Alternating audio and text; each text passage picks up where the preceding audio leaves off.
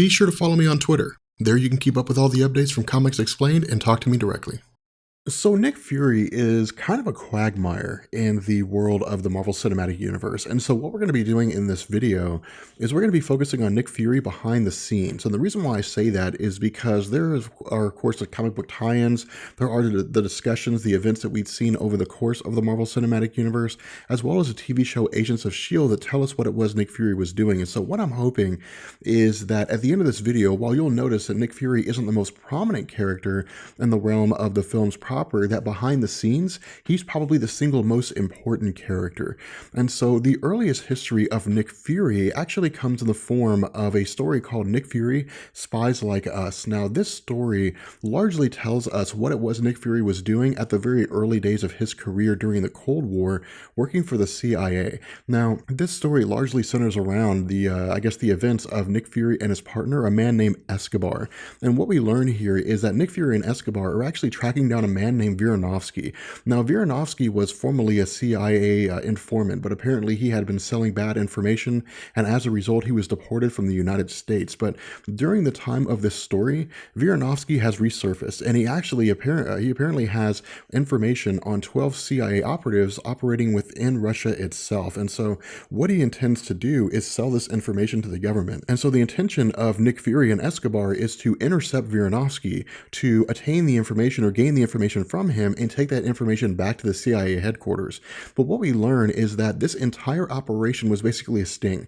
It was set up by both Nick Fury and Viranovsky as a way to expose Escobar as a mole, or to find out if Escobar was a mole, which is revealed to us when Escobar actually turns his gun on Nick Fury, stating that he's going to take the information and sell it to the Russian government, at which point Escobar is defeated by Nick Fury and Viranovsky, and then of course Nick Fury takes the information back to the CIA headquarters in the United States. Now, we don't exactly know what it was that took place between the time that Nick Fury was working for the CIA and when it was that he became part of S.H.I.E.L.D. We simply just know that somewhere along the line this happened. But again, if you recall our discussion about Black Widow, what we had talked about was that around the time that Nick Fury had become the director of S.H.I.E.L.D., basically, that he had brought in Clint Barton, he had brought in Hawkeye, and he had tasked Hawkeye with the assignment of killing Black Widow, again, who at the time was one of the foremost assassins working for the Russian government.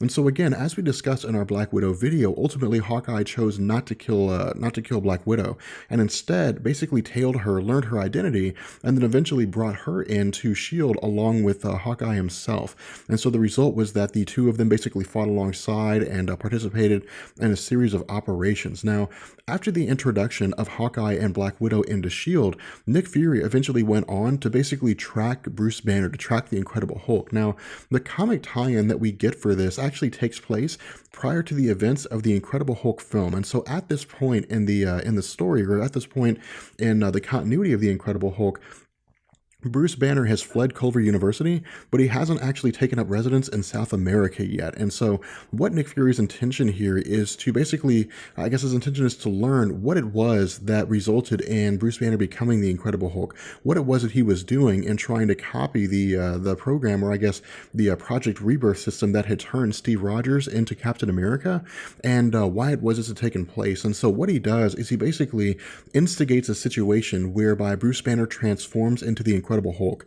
And so what Nick Fury learns here is that as long as Bruce Banner is left alone, as long as people don't bother him, then he's not really a threat. And so what Nick Fury does is he backs off and he simply assigns S.H.I.E.L.D. to monitor Bruce Banner, but to never actually intervene in terms of what it is that Bruce Banner is doing. Now, following this, we pick up with Tony Stark at the beginning of Iron Man 1 when he had escaped the Middle East, or I guess escaped the 10 rings. And so when he escapes the 10 rings, immediately his armor signature pops up on the radar for S.H.I.E.L.D.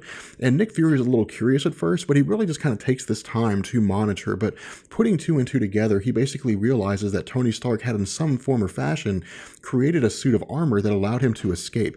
And so as a result, he sends Phil Coulson as a liaison of sorts for S.H.I.E.L.D. to basically follow find out what it was that Tony Stark had been doing, what it is that he's currently working on. But of course, as we know in Iron Man 1, Phil Coulson had been turned down time and time again by Tony Stark, which ultimately resulted in Nick Fury appearing to Tony Stark at the end of Iron Man 1, informing him that the intention was to bring Stark on as part of the Avengers Initiative. Now, the actions of Nick Fury leading up to Avengers 1 are basically where we get a lot of stuff with regards to Nick Fury. This, I think, is probably one of the most important elements in terms of what it is that Nick Fury has going on behind the scenes. Now, this story comes in the form of a 6-part series called Fury's Big Week. Now, this story initially starts off with Nick Fury attempting to locate Steve Rogers, but being reassigned by the World Security Council, again, the group that is, I guess, in charge, or that gives Nick Fury his orders as part of S.H.I.E.L.D. But the World Security Council had moved Nick Fury away from trying to find Steve Rogers and instead tasked him with devoting the majority of resources for S.H.I.E.L.D.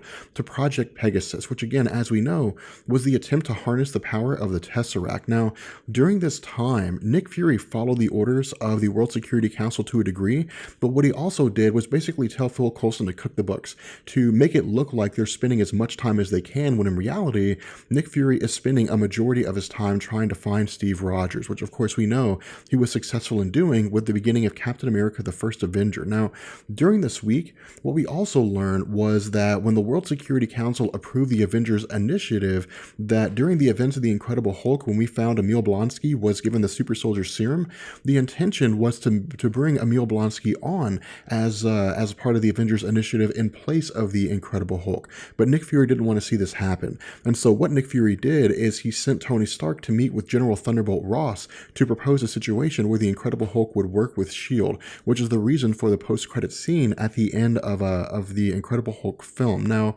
following this, as we discussed in our Black Widow video, if you recall, in Iron Man 1, Black Widow had been assigned the task of basically shadowing Tony Stark, to monitor him, to keep tabs on him.